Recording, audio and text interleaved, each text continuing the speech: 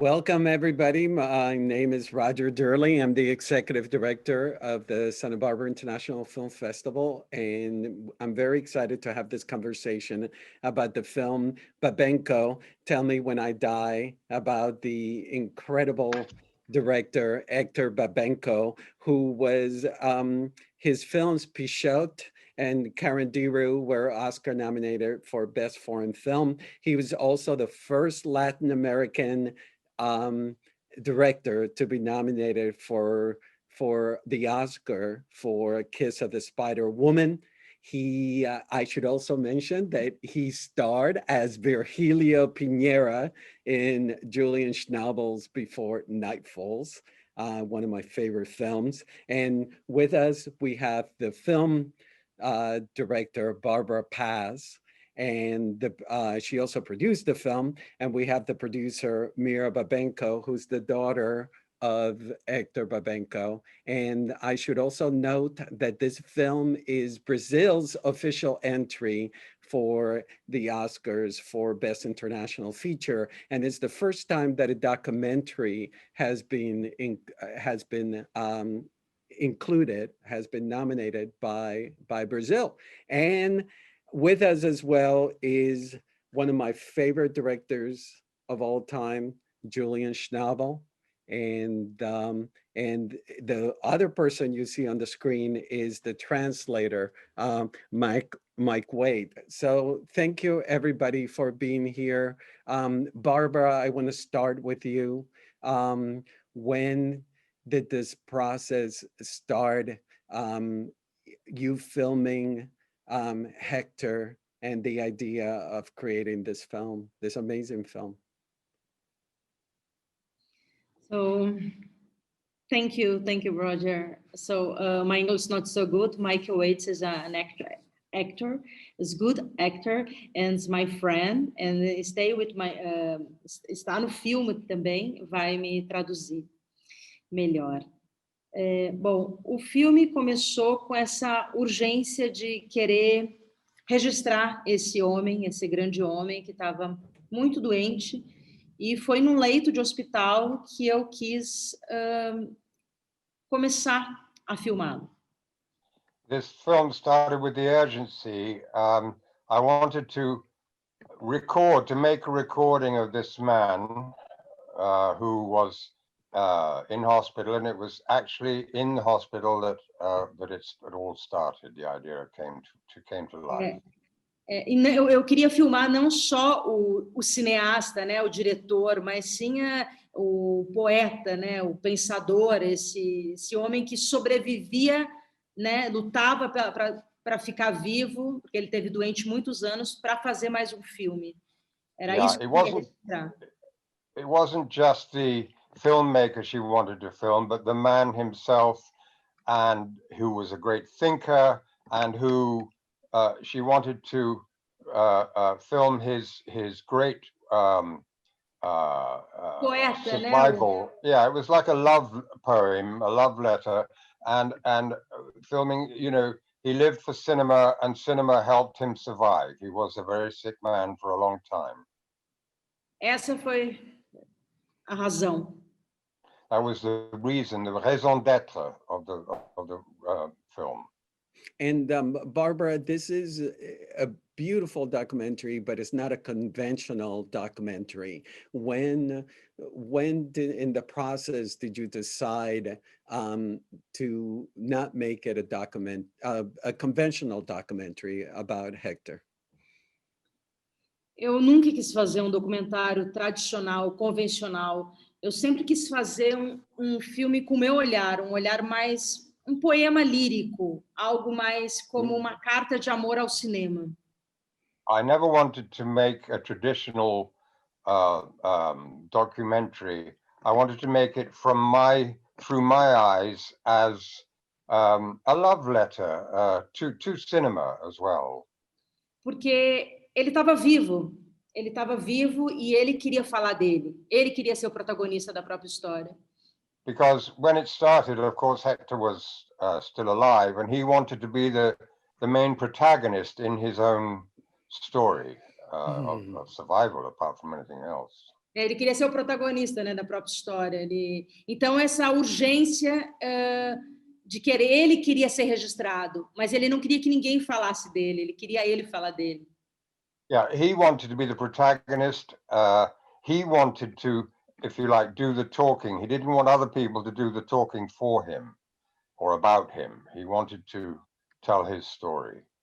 E eu quis fazer uma coisa mais diferente, né? Mais diferente, mais como o meu olhar, como um filme mesmo, e não só como um documentário. Like a And river. so, yeah, to make it through her eyes, from her point of view, as a film, not just as an ordinary documentary. Mm-hmm. Julian, how did you meet Hector?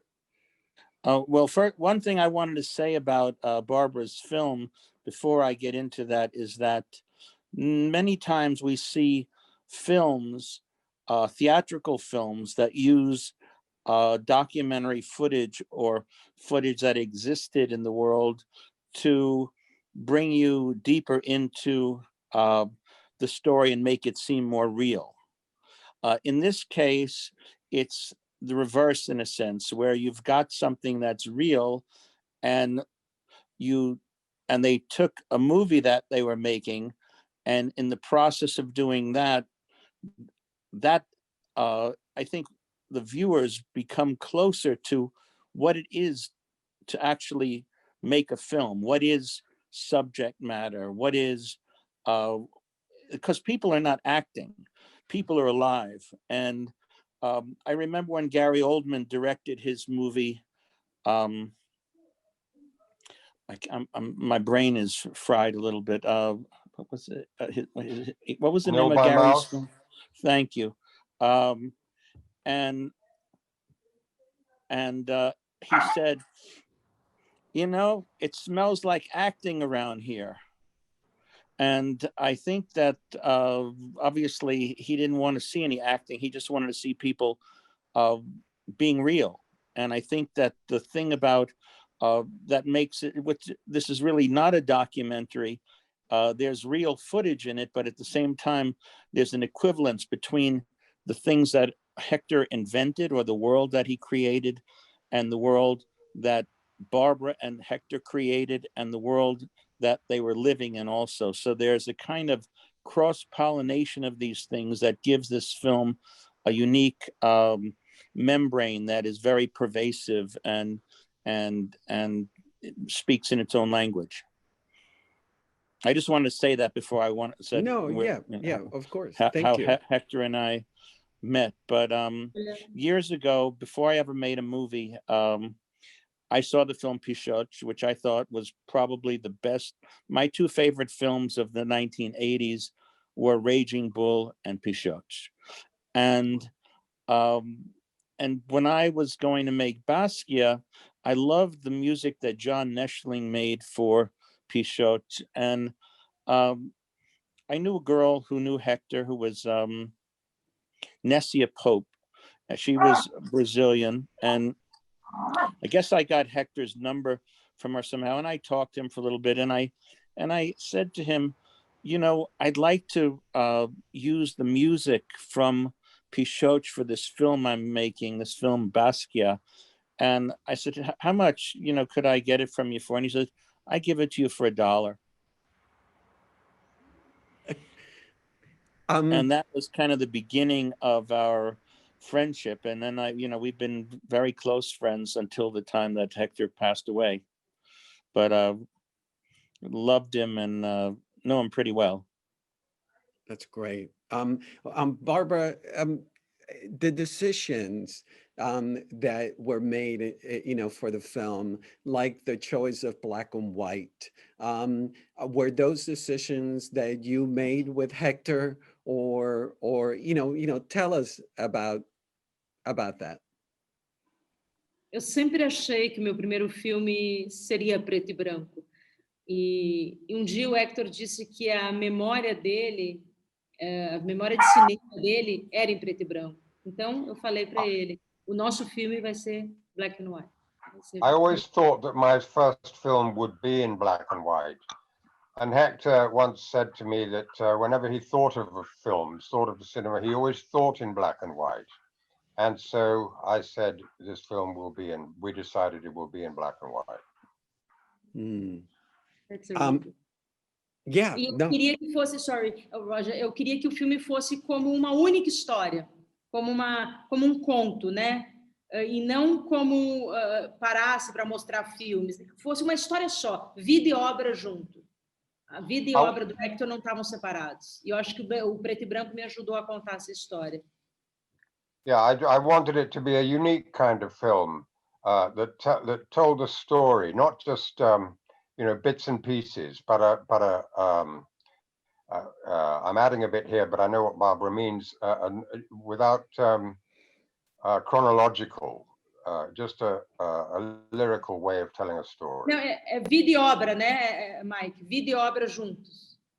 A vida Life e obra and do work Hector together. não Yes, separados. life and work together. That's right. Sorry. And I want to include Myra. Myra, so you produced the film. You know, can you tell us about this process and about being involved in the film and you carrying your dad's legacy? Hi, Roger. Thank you. I am the person that came in when my father passed away. I was only part of participating with Barbara and him when they were talking about the film, and then when my father died, passed away, there was a strong feeling inside of myself that I really wanted the film to be produced by HB Films, and I wanted to support Barbara. You know, she became like a sister to me. You know, I wanted to stand by her, to do whatever was necessary, not to replace him because it's impossible to replace him, but for her to feel that I was confident that she would do the best. I was confident she would do whatever she had. I felt like she needed this this feeling that she could do it the right way and on her own way, and that she was following her path of grieving at her own time and finding the best solutions for her creative process for the film. And then I became a producer, supporting her timing, her necessities, what she needed from me, because I could feel how hard it was to live every day with the images and the sound and all the material she had to put together, because not only the way the film ended up, it was a surprise to everyone. I don't think she knew how much impact that would have, especially now with COVID. I think people are more and more wanting to hear about or to get in touch with life and purpose of life and love and caring about others and living through difficult moments, and the way she was able to present that in the film, it's amazing for people that didn't know Hector to know who that filmmaker was as a human being. And so I think now that the film is at Santa Barbara and in the world presented, people can have an idea of who that man was as well. Yeah, Barbara, one of the most moving moments in the film is Hector mentoring you about how to film and how to connect through the camera. Can you tell us about your relationship with him? Not only are you coping with his final hours, but also at the same time you're learning about cinema through him directly. Before she answers, can I interrupt something for a Sure, go moment? ahead, Julian. Barbara was Hector's star, and Barbara for Hector was everything. And he was so enthusiastic about how talented she was for years before she ever did this. And I think he had this incredible belief in her intuitive powers. And so when there were a lot of very vulnerable moments in this last film that he was making. And Barbara put herself into some very vulnerable situations, and Hector put her in those situations too. And I think that they were so interlocked and in concert with each other that when you talk about how did he teach her or mentor her or whatever, I mean, there was the directness between these two people, and the sharing of a sensibility was so much what she was so much a part of what he wanted, and vice versa.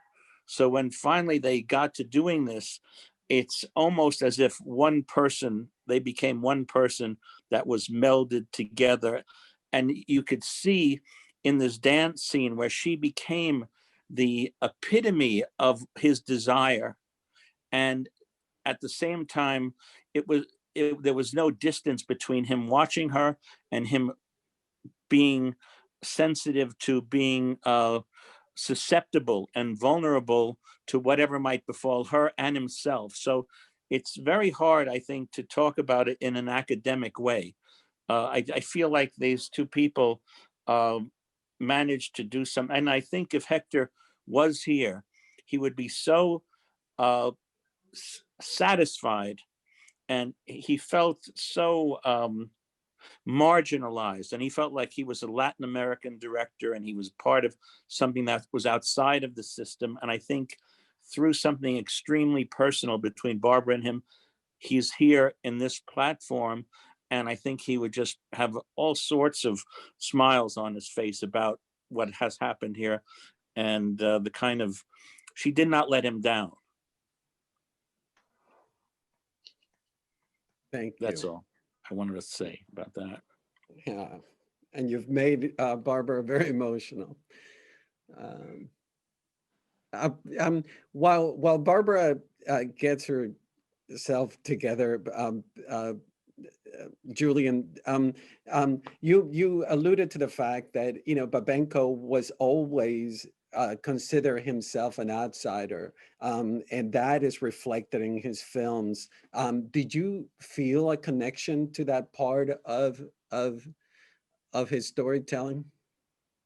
Well, I learned a lot from his storytelling, and I think a lot of other directors learned a lot from it too. I mean, not only, I also think I like Fernando Mireas. I mean, if we look at City of God, Correct. And there was, but there's a language that, we all are prisoners of our own subjectivity, and we all come from these specific places. For example, he was a Jewish guy who was from Argentina, who then moves to Brazil. So he's kind of always, even in that setting, felt like he was isolated in some way, or he was outside even in that. But somehow having a distance from your subject matter, when you're part of it and you can step outside of it, gives you great perspective. And I think that what he did in Pichote, because obviously Fernando Ramos de Silva was nothing like Hector, but what Hector was able to sensitize and to let happen between these young kids and the acting, and I mean that film is like it's, I don't really, to compare it to Los Olvidados is maybe not say enough about how great Pichoch is, but I think that he kind of always felt like it was hard to make that that leap from a Latin American film to the world of film. But I think with his kind of intelligence and hard work, he made that space smaller and made it closer and more achievable, and opened up an international film community that I think we're living in now. No matter, even when you make an independent film in the United States, it's like a foreign film. But in that sense, we're all linked together. Mm-hmm. Mm-hmm. I don't know if that's an answer. No, absolutely. Barbara, coming back to that question,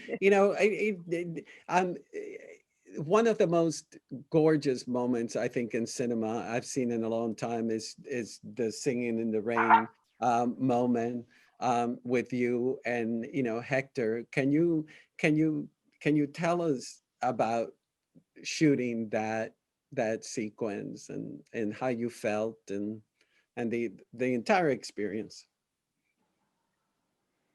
First, thank you, Julian. Thank you for everything. E você me deixou muito emocionado. You moved me very much. I got that. Thank you. Thank you. I held his hand and he held mine. Eu penso que esses encontros na vida, a gente não tem explicação, não tem como explicar isso tudo que o Julian falou, não tem explicação o encontro, a gente só tem que viver e saber viver, saber esse momento. E eu e o Hector, a gente soube viver até o fim. These encounters, these meetings don't really have an explanation. You just, you just have to, you meet and you survive. And tem que viver, né? E eu e o Hector, a gente viveu até o fim. And we lived, Hector and I lived through it until right up to the end, to the very end. Sobre about the dance, sobre a dança, eu tinha feito essa dança para ele uns anos atrás, e ele disse, não Singing in the Rain, eu tinha dançado uma outra dança, e ele disse, esse é o final do meu próximo filme, que eu não sei qual é. I had actually danced for him some years previously, not Singing in the Rain, another dance, and he looked at me and he said, that will be the ending of my next film. Eu dançava Except that I don't know what it's going to be yet. Eu dançava na chuva, nua, igual a cena. Eu adoro tomar banho de chuva. I was dancing naked in the rain, exactly as that, but yeah. E num dia que ele estava muito doente. Because he was very ill, and I wanted to cheer him up. So you did.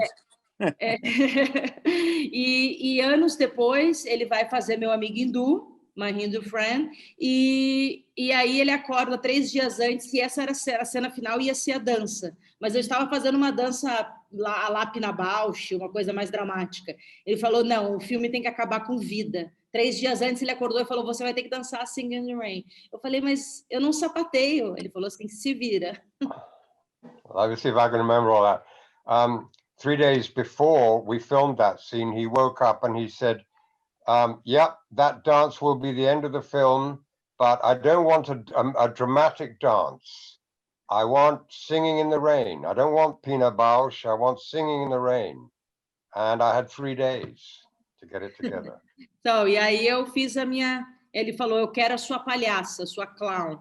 Porque ele falou isso, daí ele falou, se vira. Yeah, he said, I want your clownish side to come out, so just get it on. It's really amazing. It's really wonderful, wonderful. Myra, you're restoring your dad's films. You're restoring King of the Night, and you're also restoring Lucio Flavio. You know, can you tell us about that process? Well, my father passed away right before ending my Indo Friend, and uh, the same way I had this feeling to stand by Barbara, I at the same time I decided to start the restoration project, which came up first through Walter Salles. He's in the board of the Film Foundation, and we were invited for the restoration of Pisciotti.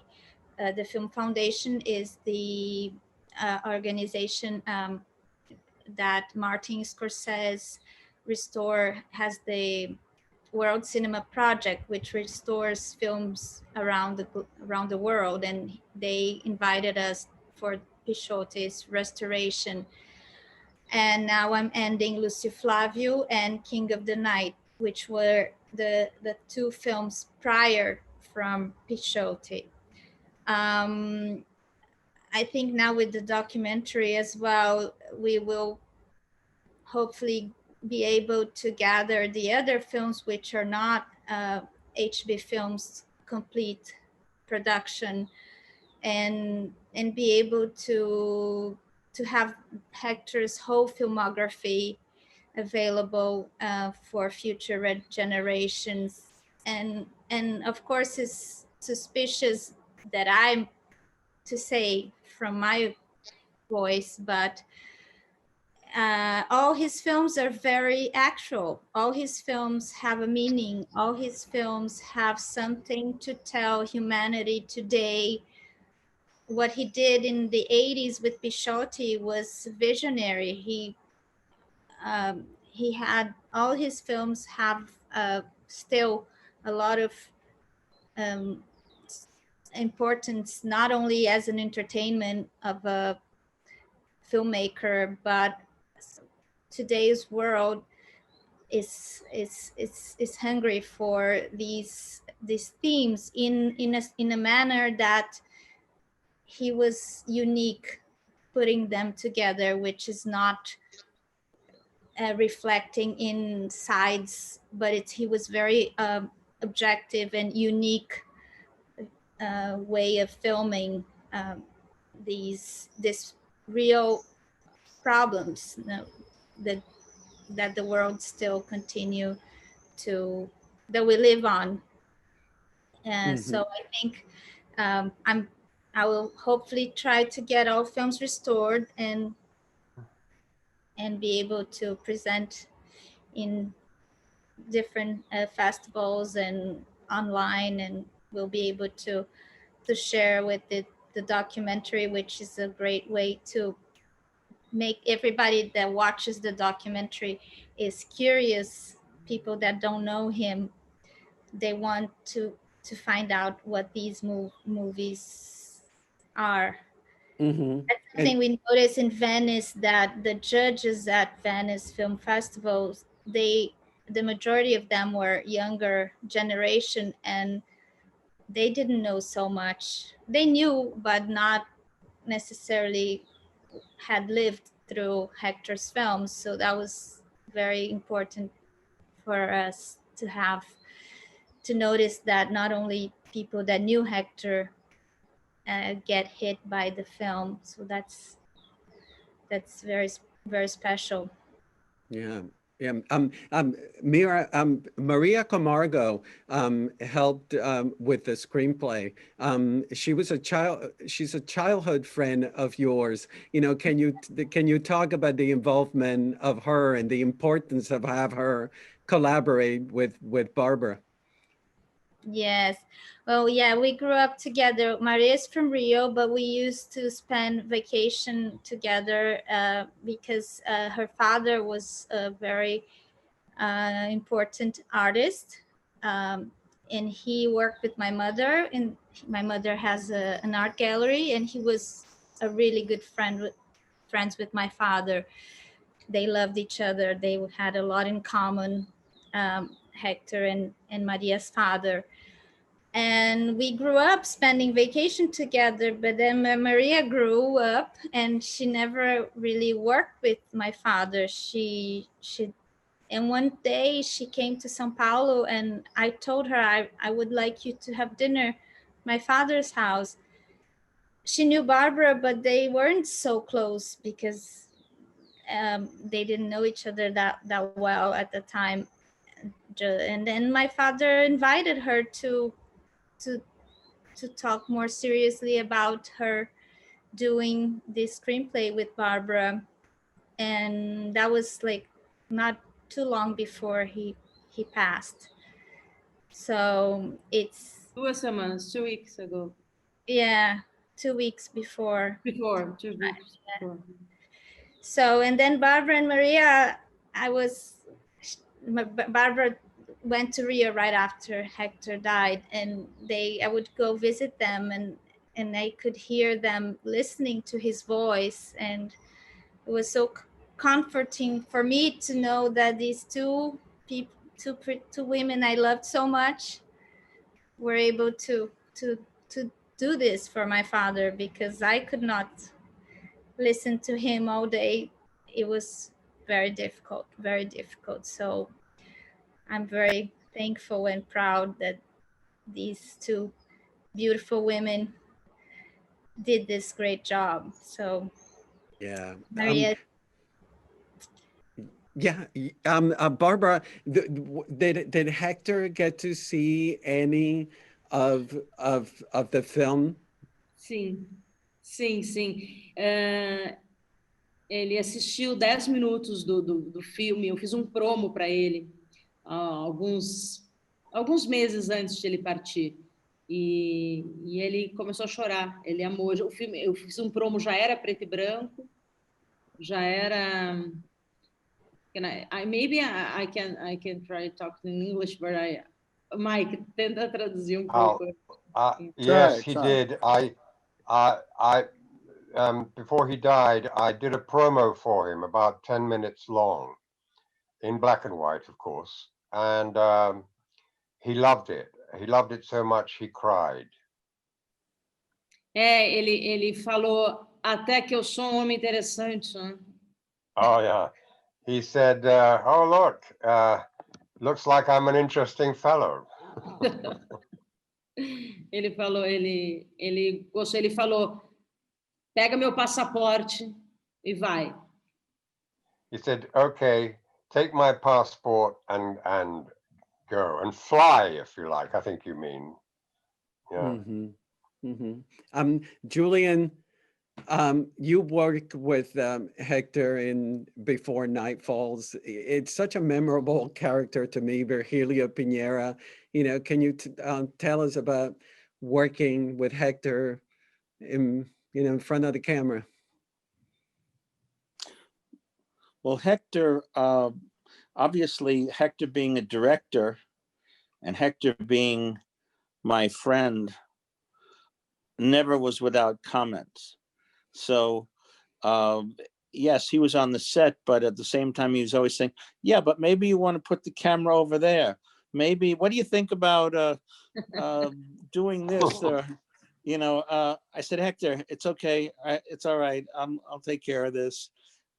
And he was always full of suggestions, and it was always done in a very loving way. But he was very jealous of all sorts of things. But at the same time, he was super involved. He said he would do it. He was supportive. But for example, and then once he started acting, he said, I never realized how hard it really is.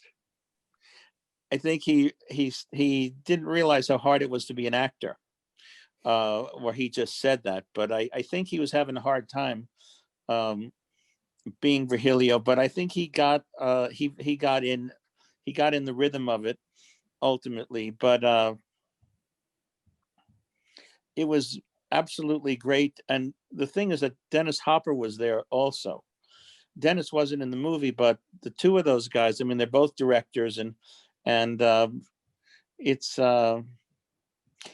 but Hector was, you know, there was a documentary that a friend of mine made, Papi Corsicato, and I was staying at Hector's house when we were, I think we were, I was having a show at the museum in Sao Paulo, and Papi was filming, and so Hector comes in and he says, I mean, he was the best thing in the film.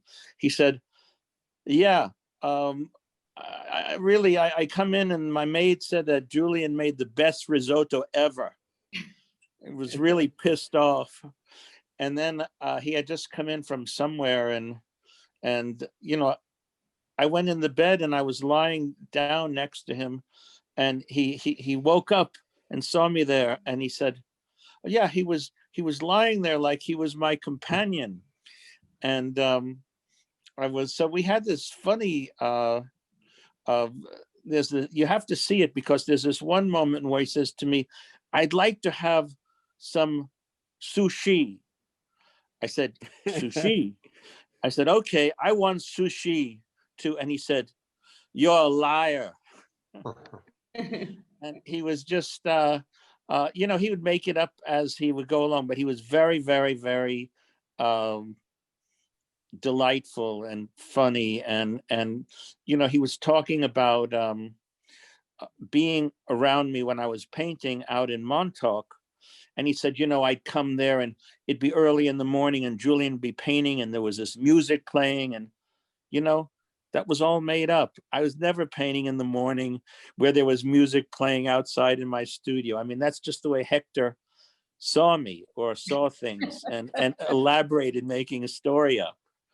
But he was, so he was a real contributor, you know. I mean, whatever films I made, I always sent him the script or whatever, and we were always talking about developing things. And even when I was working on The Diving Bell and the Butterfly, you know, he was asking me, you know, why do you want to make such a dour movie? So there was always this funny kind of a combative thing going on, but he was adorable and we were great friends. How's that? No, it's wonderful. Thanks for sharing. Barbara, I want to ask you about working with Steven Shupek, the cinematographer, and especially about the sequences in Hong Kong in the film, which open and close, which are quite beautiful. Yes, they're great. Sim, são lindos.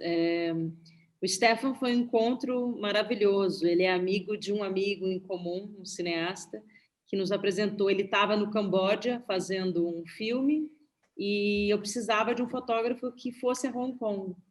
E aí aí indicaram ele. Yeah, they are very beautiful scenes. And Stefan, the director of photography, was making a film in Cambodia, and I met him and I just wanted him to make the film. And Ele é amigo de um amigo, né? Ele é amigo de um amigo diretor e ele é maravilhoso. He's the friend of mine who is a director, and he's a wonderful DOP. Yes, maravilhoso. E ele But isn't Hector actually alive and living in Japan now? Some kind of model? Or Hong Kong. In Hong Kong. Hong Kong. Excuse me. Okay. Yeah. Com uma linda, bela chinesa. That's right. Yes, he's living in Hong Kong with a beautiful, lovely Chinese girl. Yes, yes.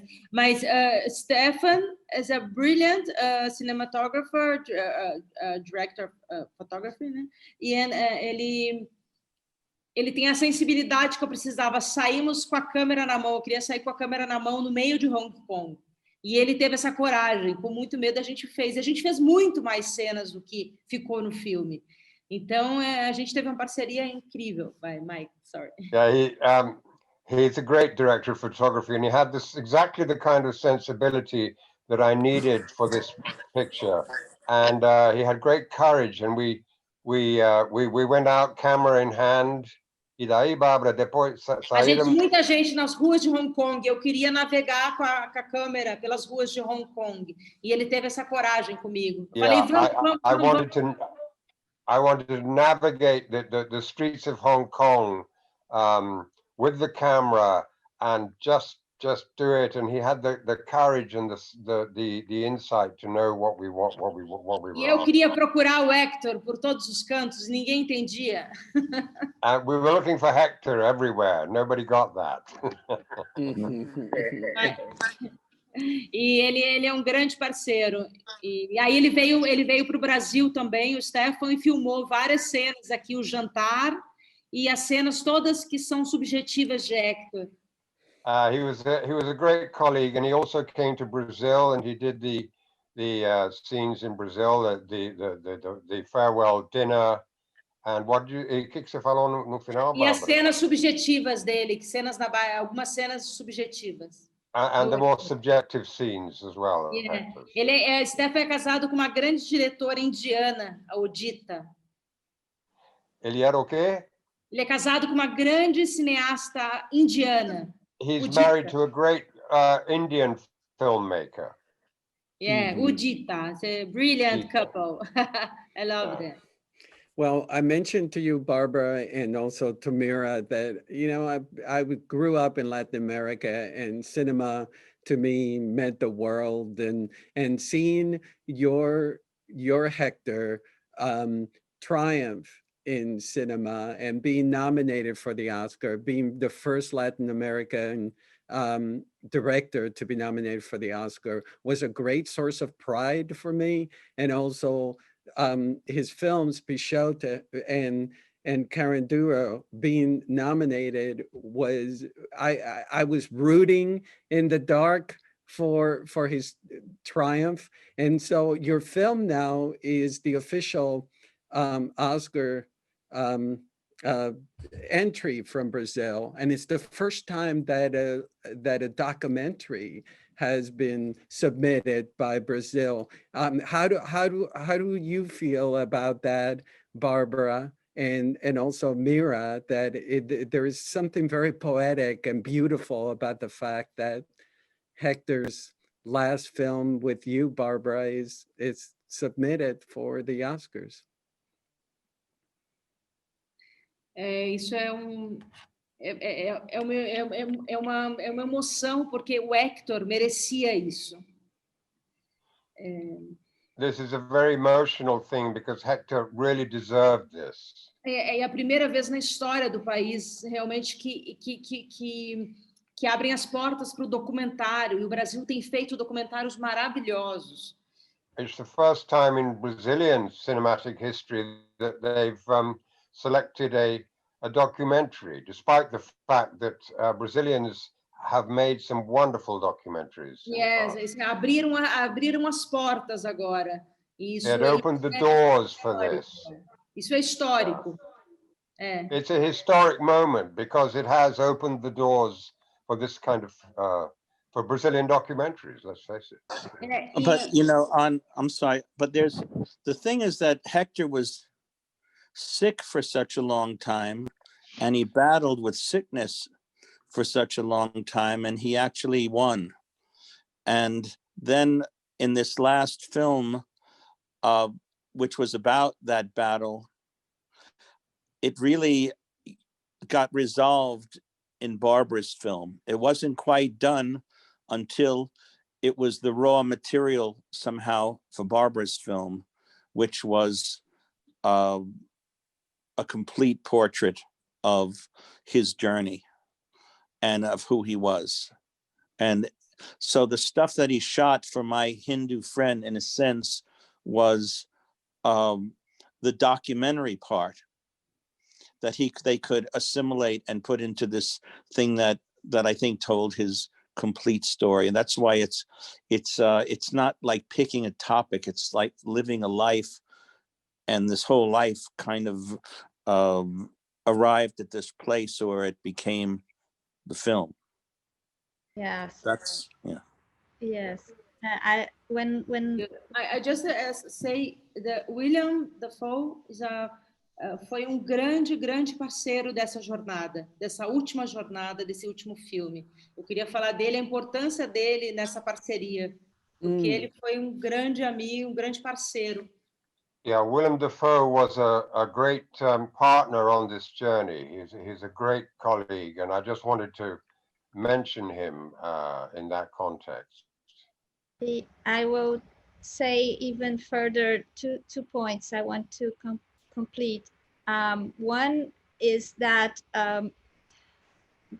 my father always made a joke, but I think he suffered a little all his life that Brazilians never treated him as a Brazilian. They would say he's from Argentina. So I think he would be very, very touched by Brazil entry, Brazil selecting him as a Brazilian entry for the Academy. That's a real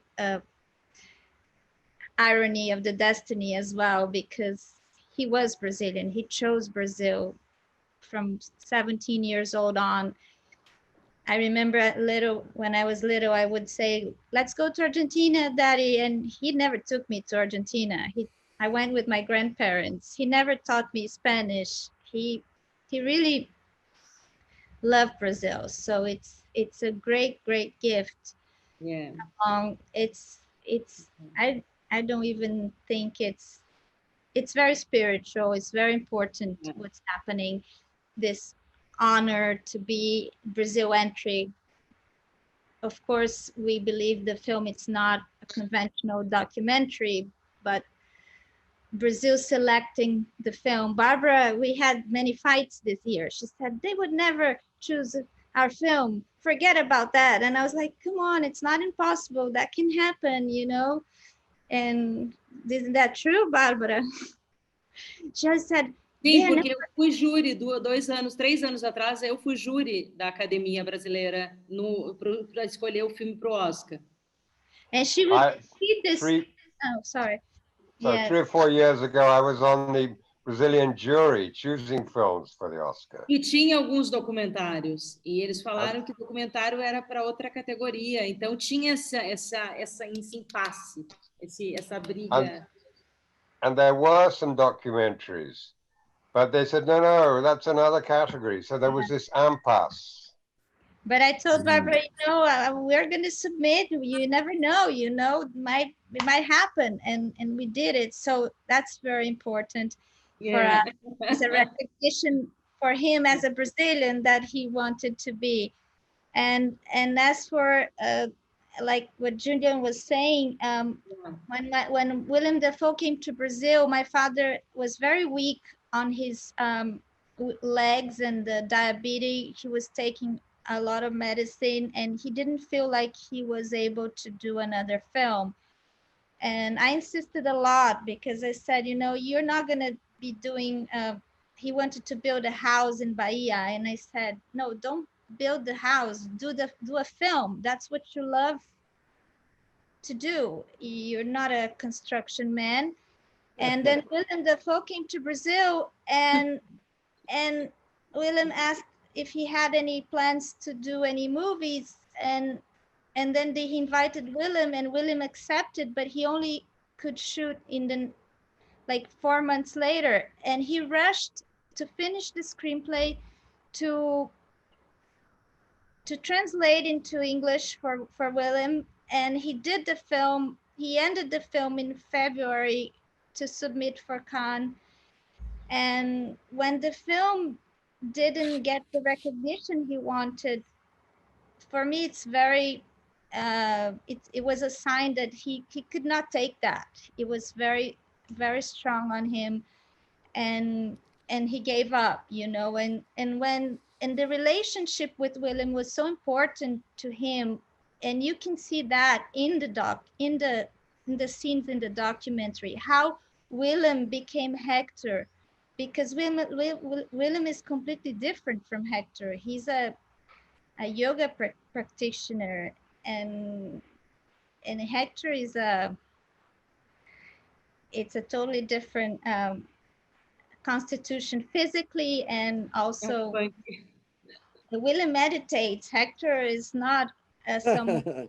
So they're different, and in the film, it's like one becomes the other. So it's very powerful in the documentary. That's when you can really have the feelings of this transformation. That's what Julian is saying.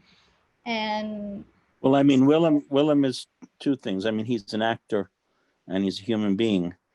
I mean, he's acting when he's playing Hector, and then he's but part of being an actor obviously is being a human being, and the depth of character that Willem has is filled with curiosity and generosity at the same time. So he's willing to make himself available to do something like that. That's risky, because obviously they're very, very, very different. Willem's not just acting and listening to what the director's saying. He also is a real collaborator and contributing to the heart of what's going on. And so he was kind of the perfect person to get involved with Hector at that time. yes. In fact, I mean, Hector asked me if I would talk to him, and so I kind of did that. Mhm. And I think they were became great friends in that short time. Yeah. Well, Barbara, congratulations and thank you for being here today. Myra, what an honor to meet you. Mike, thanks for the translating, and Julian, thank you for participating as well. Sure. It's the film is Babenco, Tell Me When I Die, and is Brazil's official submission for the Academy. So thank you very much, everybody. Thank you. Thank you, Roger. Thank you. Yeah. Bye, Barbara. Bye, Myra. Bye. Bye, Mike. Julian. Bye. Good Mike. night. Bye-bye. Thank you. Bye-bye.